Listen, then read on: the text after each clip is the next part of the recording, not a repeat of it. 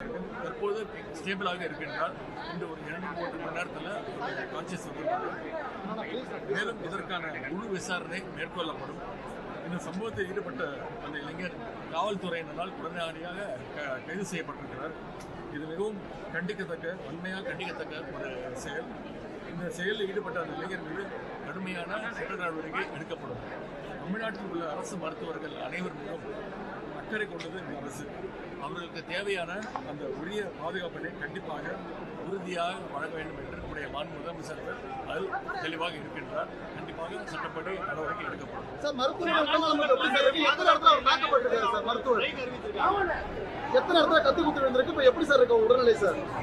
தலைப்பகுதியில் ஒரு 4 இடங்களில் கத்தியால் ஏற்படுத்தப்பட்ட காயம், அதேபோல் இடது கழுத்து பகுதியில் ஒரு காயம், இடது தோள்பட்டையில் ஒரு காயம், இடது காது மடலில் ஏற்பட்ட ஒரு காயம். எல்லாத்துக்கும் சிகிச்சை அளிக்கப்பட்டிருக்கிறது. மருத்துவர்கள்லாம் கூட இருக்காங்க. அவங்க ஃபேமிலியும் வந்திருக்கிறாங்க. அவங்களுக்கு ஆறுதல் சொல்லியிருக்கிறோம். அவங்களுடைய அம்மா, அவங்களுடைய டாக்டர் மனைவி டாக்டர் அவங்களும் வந்திருக்காங்க. அவங்க கூட இருக்காங்க. தொடர்ந்து கண்காணிப்பில் இருக்கிறார். சிகிச்சை அளிக்கப்படல அப்படின்னு சொல்லி தான் ஒரு தாக்குதல் ஈடுபட்டு, அவங்க தாயாருக்கு சரியான முறையில் சிகிச்சை அளிக்கப்படல சொல்லி தாக்குதல் ஈடுபட்டிருக்கு சார். ஏற்கனவே ஒரு 4 மாசமா இங்க ட்ரீட்மெண்ட் தான் இருக்காரு. ஆமா, எந்த முறையில் சிகிச்சை அவருக்கு அளிக்கப்பட்டிருக்கு சார்? அவங்க தாயார் சரியான முறையில் சிகிச்சை அளிக்கப்பட்டிருக்கு. அவர் தனியார் மருத்துவமனை கூட்டு போயிருக்காங்க. அந்த மருத்துவர் இப்படி சொல்ல வச்சு இங்க வந்து காலையில வந்து ஒரு 1/2 மணி நேரம் பேசிட்டு இருக்கிறாரு. கூட நர்சஸ்ல இருந்திருக்கிறாங்க. என்ன காரணம்னு தெரியல. அவர் ஒரு தவறான ஒரு முடிவு எடுத்திருக்கிறார். ஒரு சிறந்த மருத்துவர்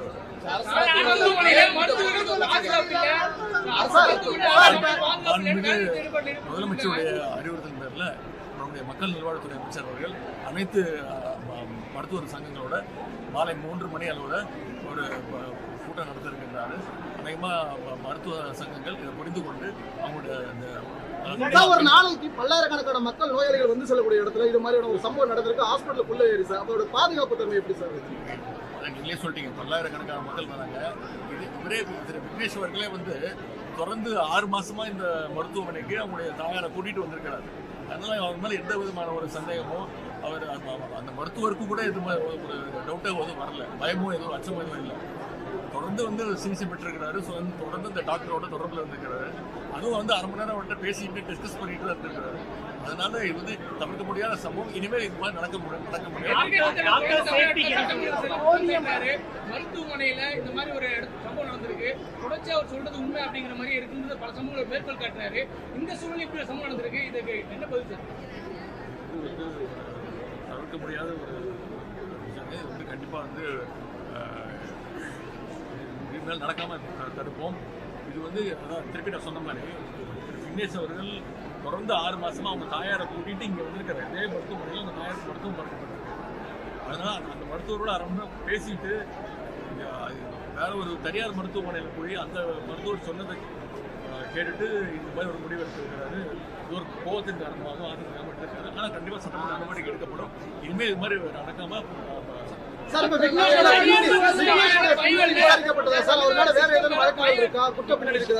கைது செய்யப்பட்ட விக்னேஷ் விசாரிச்சுட்டு இருக்காங்க. மற்ற நோயாளிகளுக்கு இதனால பாதிப்பு இல்லைங்க, அது மாதிரிலாம் எதுவுமே இல்லைங்க. மற்ற நோயாளிகள் டாக்டர்ஸோட சேஃப்டிக்கு வேற ஏதாவது எலாபரேட்டர் மெஷர்ஸ் ஏதாவது பண்ணிருக்கோம். ஒரு குழு ஒன்று ஏற்கனவே சிஎஸ் தலைமையில் ஒரு நடந்து மேற்கு வங்கத்தில் நடந்த அந்த அசம்பாவிதத்துக்கு பிறகு தமிழ்நாட்டிலையும் எல்லா மருத்துவக் கல்லூரி மருத்துவமனைகளையும் மாவட்ட அரசு மருத்துவமனைகளையும் சேஃப்டி மெஷர்ஸை பொறுத்த வரைக்கும் ஒரு ப்ராஜெக்ட் ரிப்போர்ட்டை போட்டு கொடுத்துருக்கோம்.